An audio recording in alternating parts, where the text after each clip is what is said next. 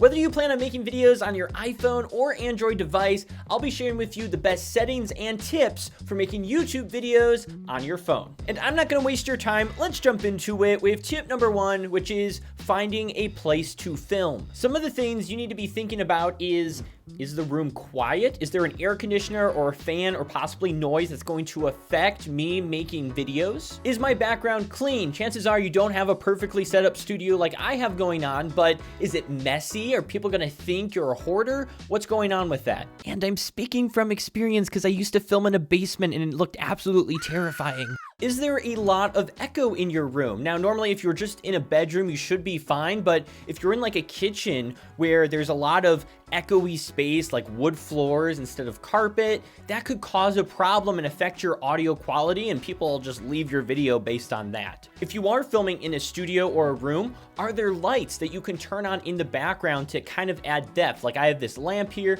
I have another lamp here lighting up that bookshelf. There's a lot more going on than just the lights pointed at my face. You can actually see the background because of the lamps in the room. Now, once you've picked a spot to film, next let's get into setting up your phone to take videos. Now, I'm sure for some of you, you don't have any gear and you're trying to make videos with your phone. So there are ways you can get around this. You can always do the book strategy and set up some books and lean your phone up against it. You can also use something like a styrofoam cup. We've actually talked about this in an earlier video, but you can actually cut into that styrofoam cup and slide your phone in and be able to use that as a tripod mount. If you have some money to spend, you could get something like this. This is like a metal phone clamp. You can get these on Amazon for pretty cheap. I'll have a link to this and any other accessories that I talk about in this video down in the description, so you can buy something similar. But something like this, you can put your phone in, tighten it down, and then you can get a cheap tripod either from Amazon or Walmart and be able to have your phone sitting on that and be able to film your videos. Whichever way you decide to set up your phone, you will want to make sure that it is eye level directly across from you. I've seen so many times where people have it way down low and it looks like you're talking to a webcam, or people have it way up high and it's just a weird angle. You want to try and have it exactly like you're talking to a person. That lens is another person you're talking to your audience, so you're looking directly at them, right across from them, not up, not down, nothing weird like that. And then it's also good practice to center yourself with your camera. There's a lot of other like filmmaking techniques you get into, but you're just getting started. Just center yourself down the middle. If it's a little difficult to figure that out, you can go into your phone settings and turn on the grid option. It's usually under your camera settings. You can turn on a grid, so it makes it really easy to center yourself in your videos. It might take some creativity, but once you figure out how to get your phone set up, eye level, centered, we move on to the next section, which is lighting our videos. Now with lighting, there's a few different routes we can go. Probably the easiest is to use window lighting because it's natural, it's free. You just have to make sure that your camera is set up by a window so it can light your face. Preferably, you're gonna wanna film on a cloudy day because that's where lighting is the most balanced. But if it is a sunny day, you just wanna make sure there isn't like harsh lights shining on your face because it just doesn't work well. You could also potentially convert the harsh light into soft light if you hang up something like a white sheet or a white curtain. That might make the light soft enough to where you can use it for your videos. Option number 2 is just to get some lamps from around the house to light your face. This you just got to kind of get creative with and find something that looks right where it's not super harsh. Usually lamps work pretty good. If you find one of those free arm lamps where you can kind of bend the arms, those work great for lighting your YouTube videos. I mean, you have to kind of work with what you have, so you kind of get creative and put the lamps and stack books up to get the lamp up kind of close to your face.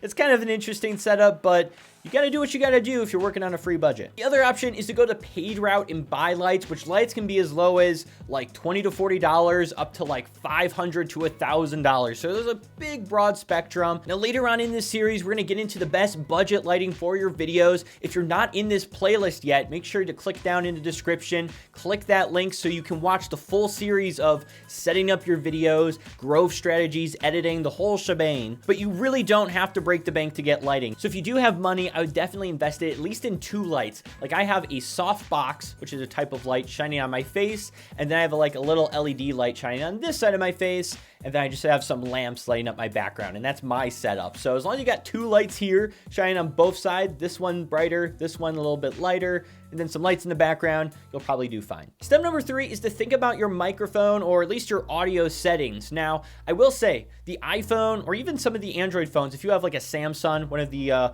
top tier ones, the audio on those sounds great for videos where you don't necessarily need a microphone. You just got to make sure it's not too echoey. Though if you do want to spend money on a microphone, usually the more expensive, the better. Like the one I'm recording off of now is the Rode NTG. It's $250. There's also the Rode Wireless, which you can get as low as $200.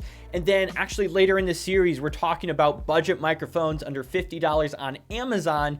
And there's a whole range of ones that you can use there that would be great for just starting out. But like I said, you don't need to spend money on microphones starting out. Usually the microphone built-in should be fine. But if you have the money, you might as well. Which brings us to step number 4, which is to lock your phone settings. It's really easy to do this on both iPhone and Android. Usually you're either just holding down on the screen with your finger and then either clicking the lock setting, or it'll just tell you that the auto exposure and white balance is locked. If you don't lock these, the brightness is constantly going to be increasing and decreasing. Your white balance, which is your phone trying to determine if it's a warmer light or a bluer light, it's just going to be flashing between those and your video is going to go nuts. I made huge mistakes in the past of not locking those settings. Make sure they're locked and then keep them that way throughout the whole video process. Now, the other important part is that shooting videos with your phone is just one part of the process. You also need to know how to properly edit your videos. And in this playlist,